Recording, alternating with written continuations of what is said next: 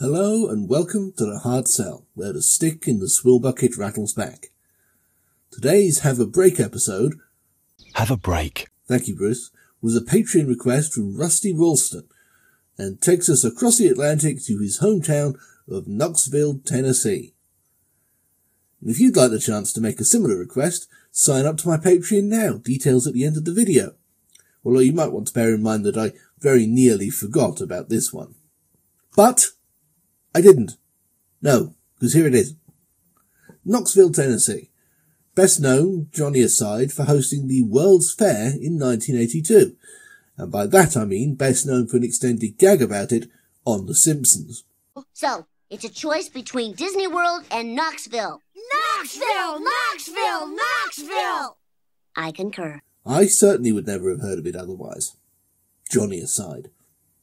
Sorry, Tennesseans, but you've never heard of where I'm from either. Anyway, it's that World's Fair that's important here, relatively speaking. Relatively, because the adverts I've been tasked with looking at don't actually have anything to do with it, except for being transmitted in that city during the first weeks of the fair.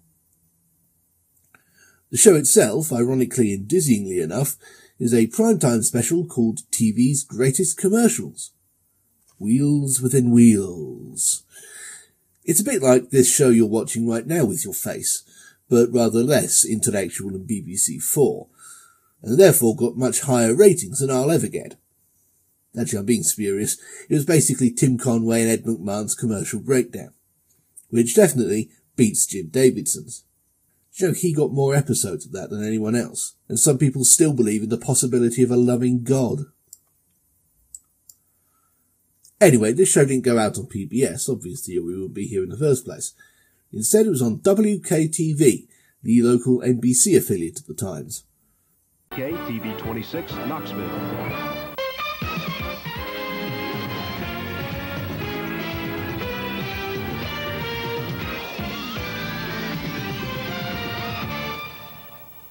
And to think our main channel looked like this. And arguably the flashiest ident in the land was this one.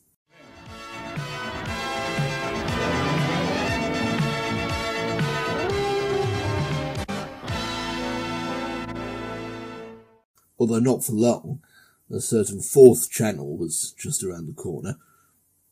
America, on the other hand, embraced Scanimate like a lover as soon as they could. Subtlety has never been one of their defining characteristics, bless them. This show had multiple commercial breaks, and I wasn't actually directed to any of them specifically, so I'm doing a kind of pick and mix of the ones I could think of something to say about. Television's greatest commercials, if you like. And you're just going to have to reconcile yourselves to that fact after much discussion and prayer. Maybe we can all heal together.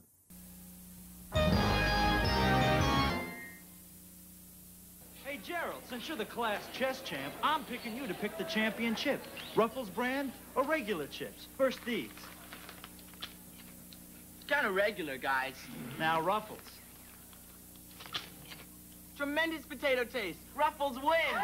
One thing this has reminded me of is something I noticed even as a kid, the difference between American adverts and British ones, at least at that time. Which is to say that American ones are crap. You don't have to be a champ to know which chip is champ, so judge for yourself. Ruffles, the championship. Judge for yourself. That's obviously a sweeping statement, but I was growing up at the sharp end of the 1980s golden age of advertising, led by second and third generation creatives who grew up on the largely guileless and straightforward material from the first 2 decades of TV commercials, and also went to art college and learned about Jacques Derrida and Jean-Luc Godard. Form started to take precedence over function, or at the very least the two started to go hand in hand.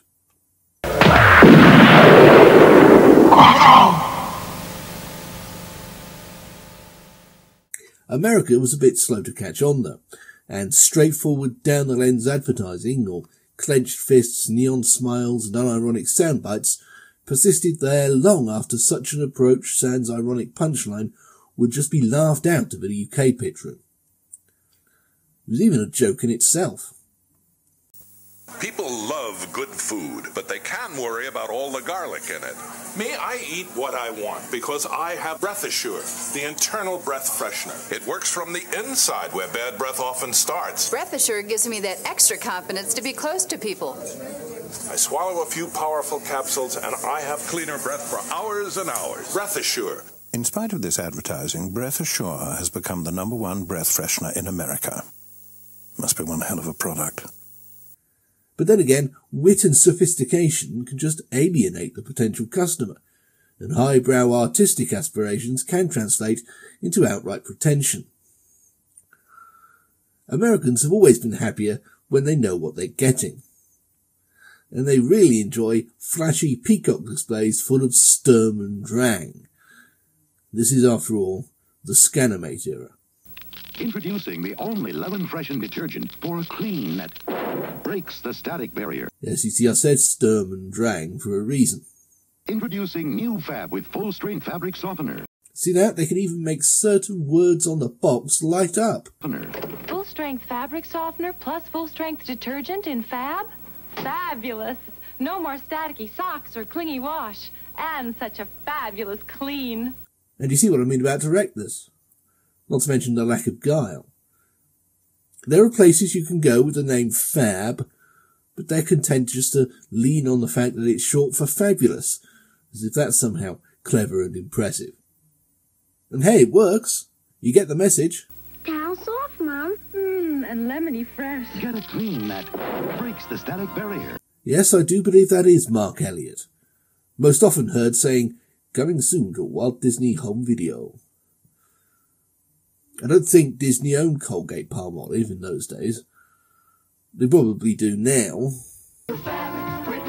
Oh, and I almost forgot. A completely gratuitous cheddary jingle. We didn't need it. The message was clear to the point of transparency, but here it is anyway. One of the only jingles I've ever heard that addresses the product in second person. Your fabric glad, there's full strength fabric softener in you.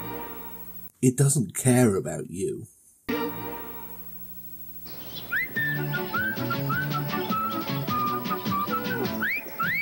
Fresh and clean as a whistle. That's Irish Spring. Oh, please no. Fresh and clean as a whistle. What the fuck is that? It's a feckin' disgrace is what it is. Because Irish Spring's green and white stripes have 2 freshening deodorants.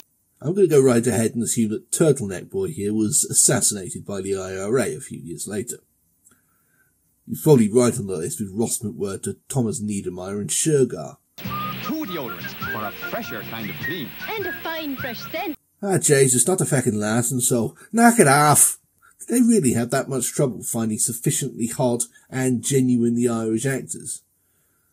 Because I doubt it. So you're fresh and clean as a whistle. Mind you, I have my suspicions that it's just a sort of burst of semiotic honesty. In other words, that the product itself is about as Irish as these two chuckle fucks. Irish Spring deodorant soap. Go on and feck off, you gobshite. May the cat eat you and the devil eat the cat. Gets you fresh and clean as a whistle. A manly deodorant soap. But we still use a naked lady for the demonstration, because, you know. Clean as a whistle. What happened there? Wow, look at that. I better get there and help. Look, the car's on fire. We gotta move them. Easy, lady. Don't move. Relax. Meet Eddie, 23 years old. Fed up with life and the way things are going, he decides to have a bit of a lie down in some broken glass. Could you move an accident victim without making the injuries worse? Watch closely. Will there be a test? It's best to drag the victim as she lies, either by the shoulders, with your forearms supporting her head, or by the ankles. Good advice in general, but you can't fail to notice a disclaimer. Looks like someone rope shot and edited this advert together, and then, and only then, someone said, "Hang on, isn't it usually a bad idea to move accident victims at all? Should we not encourage untrained people to haul broken bodies about like luggage unless it's a dire emergency? Isn't there a slight danger of legal action? Do the words wrongful death mean anything to you?" Learn more ways you can help in the First Aid on the Road book, free from participating Shell dealers. Ah! What kind of a first aid book has a lorry bursting out of it? Come to Shell for answers.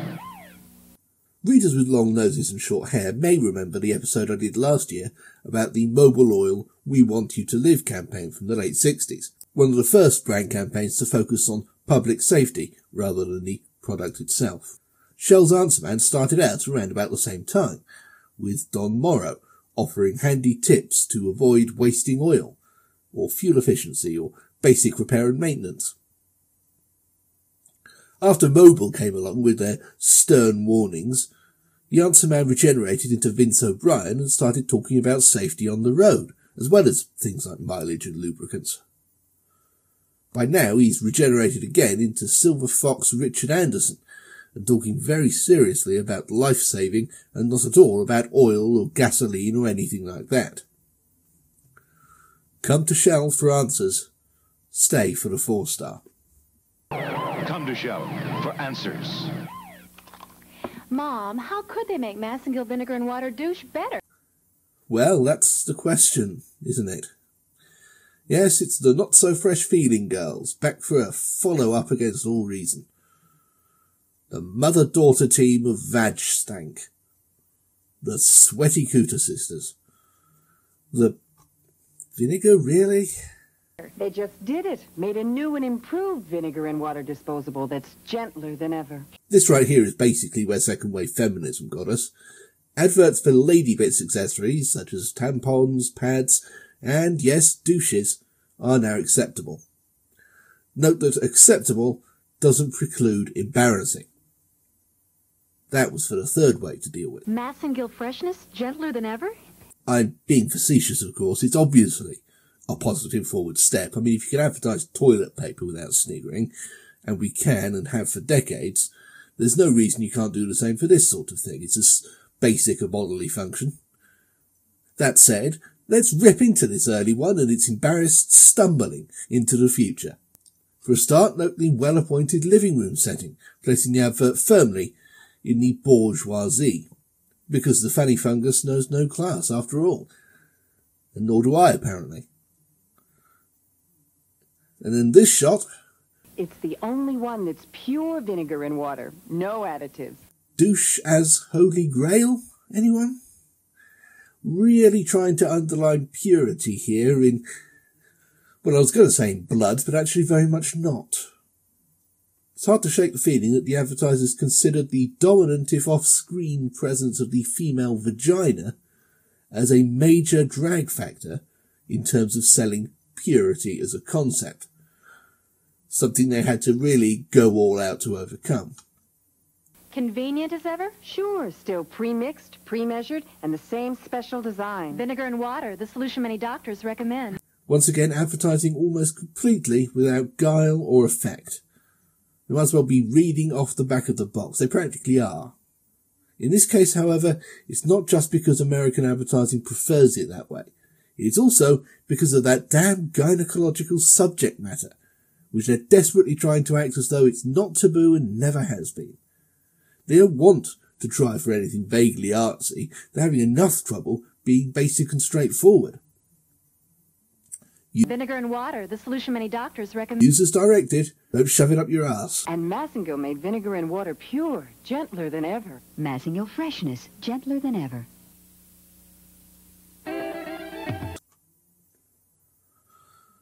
Oh, wow.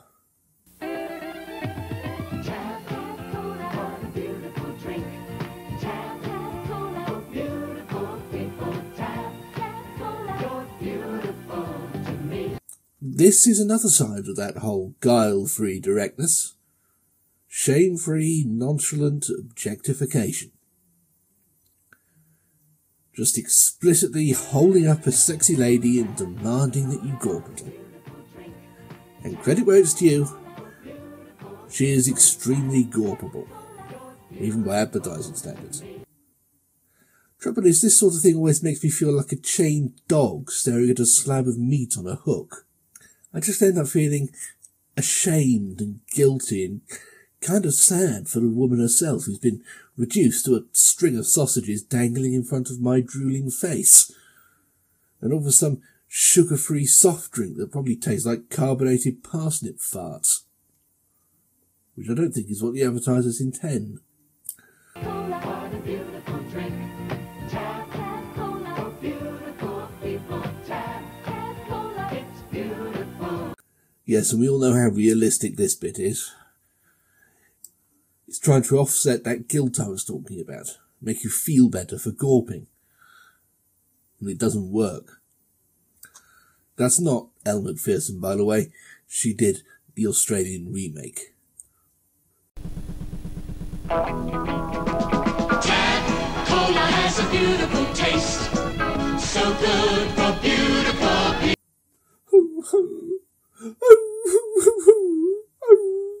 So good and sugar-free Tab. I'm going to stop there while I still have a shred of dignity, assuming that I do. So, that World's Fair was ostensibly the basis for this whole episode. It's sometimes misremembered as some sort of failure, but that's not true. It went very well, thank you. It was afterwards that was the problem. Tennesseans had hoped it would bring Knoxville into the national consciousness, leading to its regeneration as a sort of Atlanta for the northwest of the southeast, if that makes sense. Which it doesn't. Anyway, it never happened. The World's Fair Park stood empty and desolate for years. The main pavilion died of concrete cancer within a decade and was turned into a car park. Dozens of redevelopment plans came and went until by 1996 it was enough of a running joke for the Simpsons to base at least a third of an episode around it. You mean the Wigs Fair? You're welcome to go up there if you want to see 16,000 boxes of unsold wigs. Still, eventually it was tidied up and reopened as a public park and convention centre, and the old wig sphere is still dominating Knoxville's skyline. Between that and the Simpsons episode, I'm pretty sure the 1982 World's Fair has had a greater legacy than the 2012 Olympics. Not bad for a scruffy little city on the Tennessee River.